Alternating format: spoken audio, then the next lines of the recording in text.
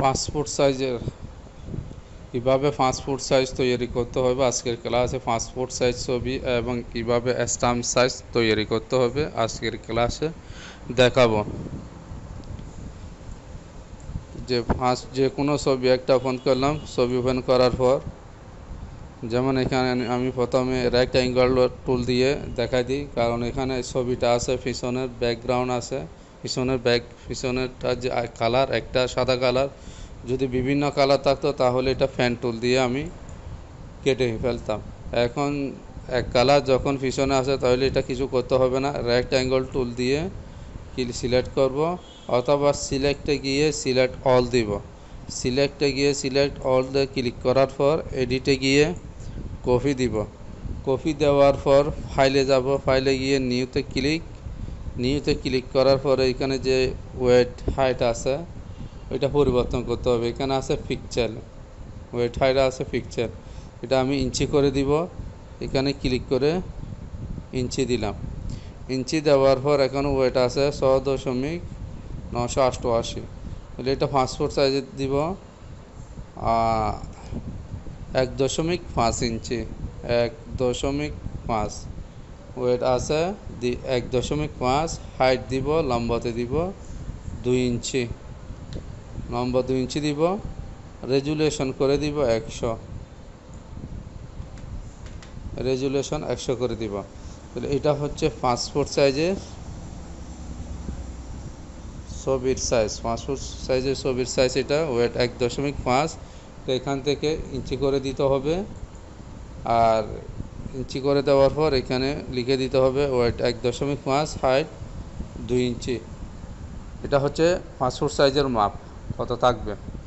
এরপর রেজুলেশন দিতে হবে 100, দেওয়ার পর ওকেতে ক্লিক করার পর এখন এখানে আমি টাইটেল বারে ক্লিক করে এখানে নিয়ে আসবো। এই ছবিটা যেটা কপি করছি এখানে এটা ক্লিক করে অ্যাক্টিভ করব। এরপর এডিটে গিয়ে পেস্ট দিব। এডিটে গিয়ে পেস্ট দেওয়ার পর এখানে নতুন একটা লেয়ার আছে, আগে ছিল শুধু মাত্র ব্যাকগ্রাউন্ডটা আর কিছু ছিল না। এখন এখানে কি পেস্ট দেওয়ার সাথে সাথে লেয়ার 1 আছে। লেয়ার 1 মানে যে ছবিটা আমি এখন পেস্ট দিয়েছিলাম ওই ছবিটা এখানে চলে আসছে। এখন ছবির সাইজটা, এটা সাইজ বড়, এটা হচ্ছে ছোটো সাইজ, তাহলে এটা পেজের মধ্যে ছবিটা আনতে হবে। তো পেজের মধ্যে যদি আমি ছবিটা আনি, এইখানে মুভ টুল আছে, মুভ টুলে ক্লিক করব। ক্লিক করার পর এই যে এখানে আছে ম্যাক্সিমাইজ, এটাতে ক্লিক করব। ক্লিক করার পর এডিটে গিয়ে প্রি ট্রান্সফর্ম, এটা এডিট অপশন থেকে দিলে প্রি ট্রান্সফর্মে ক্লিক করতে হবে।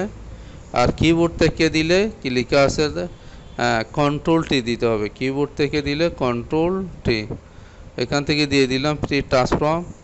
দেওয়ার পর এখন এই যে ছবির সাইজ বরাবর একটা এই সাইজটা আসছে। এখন এই যে বক্সের কি আছে ছোটো ছোটো চিহ্ন আছে, এখানে যাব, এখানে গেলে মাউস পয়েন্টার তীর চিহ্নের মতো হয়ে যাবে। ক্লিক করে এরপর মাউসের লেফট বাটন ক্লিক করে চেপে ধরে আস্তে আস্তে ভিতর দিকে আনবো। এইভাবে আনার পর আবার ভিতরে ঢুকে মাউসের লেফট বাটনে ক্লিক করে চেপে ধরে আবার এদিকে আনবো, আবার ক্লিক করব, ক্লিক করে চেপে ধরে এইভাবে আনবো।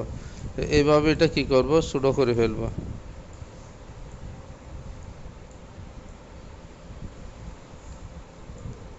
এটা এখানে বরাবর টেনে ছোটো করব, জুমটা বাড়াই দিব। জুম বাড়ানোর জন্য আগের ক্লাসে দেখাইছিলাম, ওটা ভিডিওটা দেখতে হবে। এরপর এখান থেকে ক্লিক করে এটা আরও একটু এদিকে দিব, এটা আরও একটু এদিকে দিব।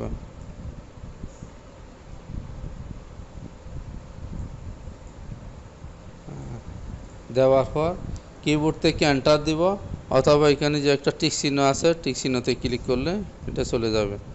এই ছবিটা পাসপোর্ট সাইজ হয়ে গেল। এখন যদি আমি যে ব্যাকগ্রাউন্ড যেটা আছে সাদা আছে, সাদাটা যদি পরিবর্তন করে অন্য কালার দিতে চাই তখন কি করতে হবে, ম্যাজিক টুল নিতে হবে। ম্যাজিক টুল যখন একটা কালার থাকবে তখন ম্যাজিক টুল ক্লিক করে ওই কালারে, সাদা কালারে ক্লিক করলে এটা কি সিলেক্ট হবে। সিলেক্ট হওয়ার পর এখন আমি কি করব, এখানে নীল কালার দিব। নীল কালার দিলে আমি এখান থেকে দিতে পারি, অথবা উইন্ডোতে গিয়ে শো আছে, ক্লিক করলে আসবে। হ্যাঁ, এরপর এখান থেকে আমি নীল কালার দিলাম, দেওয়ার পর কিবোর্ড থেকে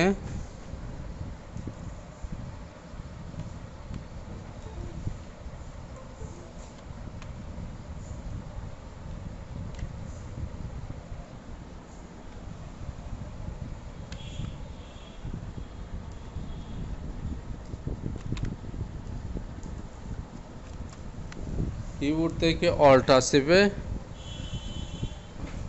ব্যাক স্পেস দিব।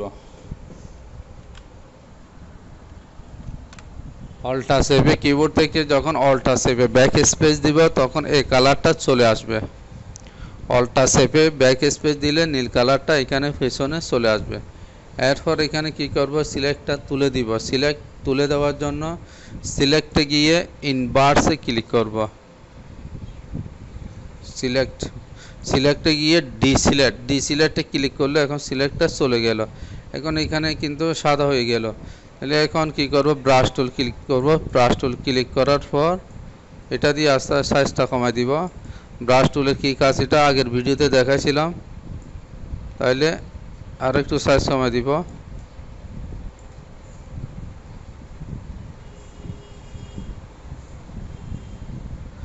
এভাবে কি দিলাম,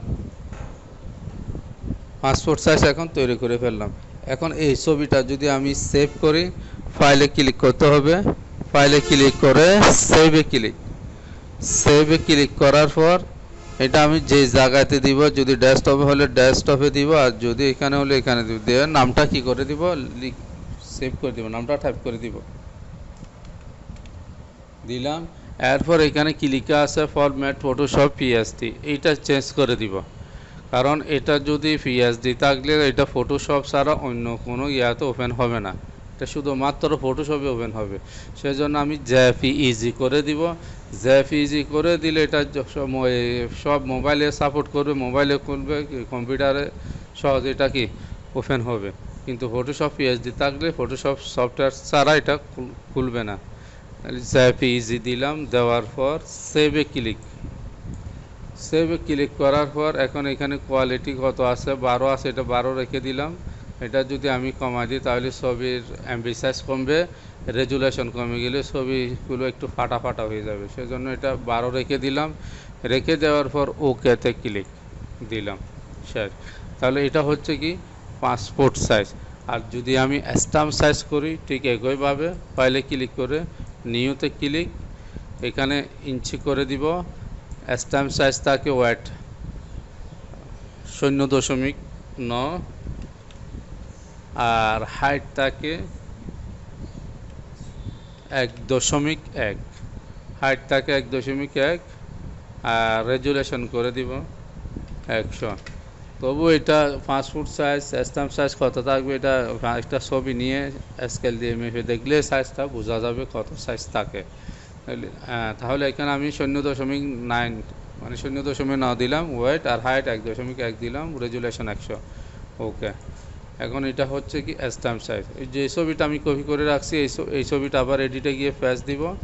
পেস্ট দেওয়ার পর এরপর মুভ টুল ক্লিক করে এডিটে গিয়ে প্রি ট্রান্সফর্মে ক্লিক করব। এরপর আস্তে আস্তে ছবিটা আবার কী করে দিব, ছোটো করব। এখান থেকে ক্লিক করে ছোটো,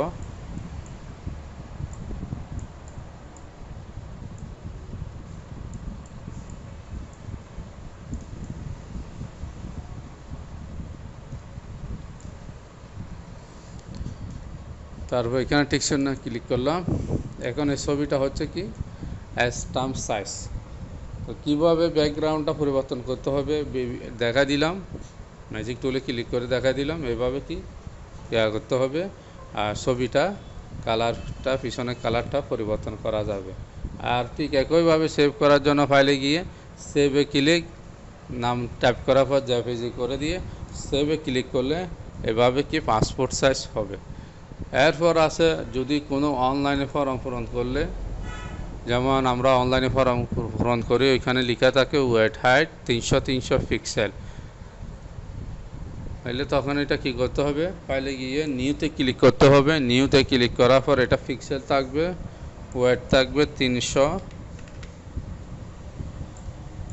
হাইট থাকবে 300, রেজুলেশন 100 দিয়ে রেজুলেশন 100 দিয়ে ওকেতে ক্লিক। এরপর একইভাবে প্যাচ দিয়ে দিলাম। দেওয়ার পর মুভ টুলে ক্লিক করে কন্ট্রোল সেভে টি অথবা ট্রান্সফর্ম।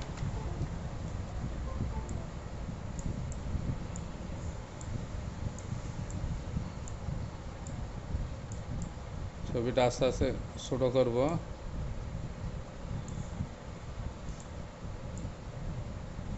ক্লিক করে একটু করে দিব। এটা হচ্ছে কি সাইজ, যেটা অনলাইনে ফর্ম পূরণ করে 300 পিক্সেল সাইজ এটা। তাহলে এভাবে যে কোনো ছবি পাসপোর্ট সাইজ হলে পাসপোর্ট সাইজ করা যাবে। আর যদি অনলাইনে যদি পিক্সেল করে 300 600 অথবা 200 এই সিস্টেমে করা যাবে। তো এটা আমি তো সিলেক্ট অল দিয়ে দিলাম। ফ্যান টুল দিয়ে দিলে কীভাবে দিতে হবে ওইটা একটু দেখাই দিই। আমি ফ্যান টুল ক্লিক করার পর এখানে ক্লিক করব। ক্লিক করার পর এখানে ক্লিক এটা আমি একটু দ্রুত দেখা দিচ্ছি, কারণ এটা কাজ করার সময় আস্তে আস্তে করতে হবে, না হয় ছবিটা কাটার সুন্দর হবে না।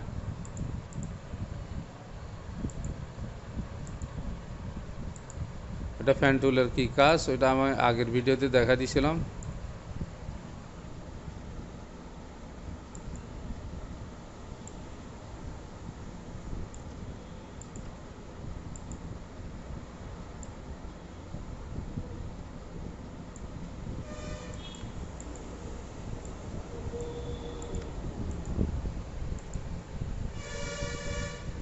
এভাবে ক্লিক করব। প্রথমে যেটাতে ক্লিক করব শেষ আবার এখানে গিয়ে ক্লিক করে সিলেক্ট শেষ করে দিব। এরপর কন্ট্রোল অল্ট আছে ধরে এন্টার দিব অথবা মাউসের রাইট বাটন ক্লিক করে মেক সিলেকশন দেওয়ার পর ওকে দেওয়ার পর এখন এটা আমি কি করব, এডিটে গিয়ে কপি দিব।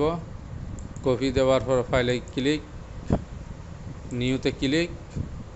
তারপর এটা আমি কত করে দিলাম, 300 করে দিলাম।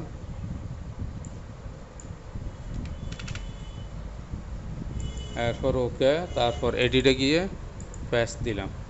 প্যাচ দেওয়ার পর এখন এটা হচ্ছে কি ওই ফ্যান টুল দিয়ে কীভাবে কাটতে হয় এটা দেখা দিলাম।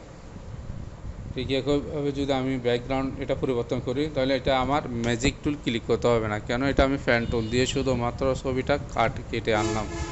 সেজন্য এটা ব্যাকগ্রাউন্ড সরাসরি পরিবর্তন করতে পারবো। এখানে ব্যাকগ্রাউন্ডে ক্লিক করে এখান থেকে যে কোনো কালার দিয়ে, যদি নীল কালার হলে নীল কালার দিব। দেওয়ার পর অল্টা শেপে ব্যাক স্পেস দিব, কিবোর্ড থেকে অল্টা শেপে ব্যাক স্পেস। এইভাবে কি করতে পারবো, কালার ওই পরিবর্তন করতে পারবো। এই যে এখানে যেগুলো সাদা সাদা থেকে গেছে এটাকে আমি ফ্যান টুল দিয়ে কেটে ফেলতে পারবো আস্তে আস্তে, অথবা ব্রাশ টুল দিয়ে এটা তুলে দিব। ব্রাশ টুল দিয়ে তুলে দিয়ে ব্রাশ টুলে ক্লিক করলাম। সাইজটা একটু ছোটো করে দিতে হবে, ছোটো করে দিয়ে এভাবে আস্তে আস্তে কী করা যাবে।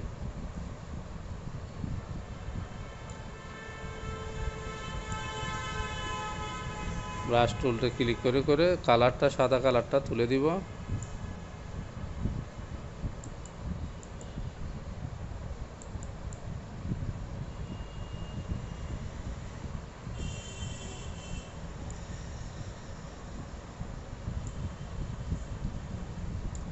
এভাবে কি করে দিতে পারবো, কালারটা তুলে দিতে পারবো। তাহলে আজকে ভিডিওতে দেখাইলাম কীভাবে পাসপোর্ট সাইজের ছবি তৈরি করতে হবে, স্ট্যাম্প সাইজ তৈরি করতে হবে, পিক্সেল ইঞ্চি কীভাবে সেটিং করতে হবে। তো যে ভিডিওটা আজকে দেখাচ্ছি এটা প্রথম থেকে শেষ পর্যন্ত ভালো করে আস্তে আস্তে দেখতে হবে। কাজ করার আগে ভিডিওটা আগে ভালো করে দেখতে হবে, প্রথম থেকে শেষ পর্যন্ত দেখার পর তারপরটা কাজ করতে হবে। তাহলে কাজ দ্রুত শেষ হবে এবং কাজ খুব ভালো করে বোঝা যাবে। যারা আমার চ্যানেলটা সাবস্ক্রাইব করে নেয় তারা চ্যানেলটা সাবস্ক্রাইব করে রাখুন এবং কমেন্ট লাইক করেন, না বুঝলে কমেন্ট করে বলে দিবেন, পারলে শেয়ার করবেন।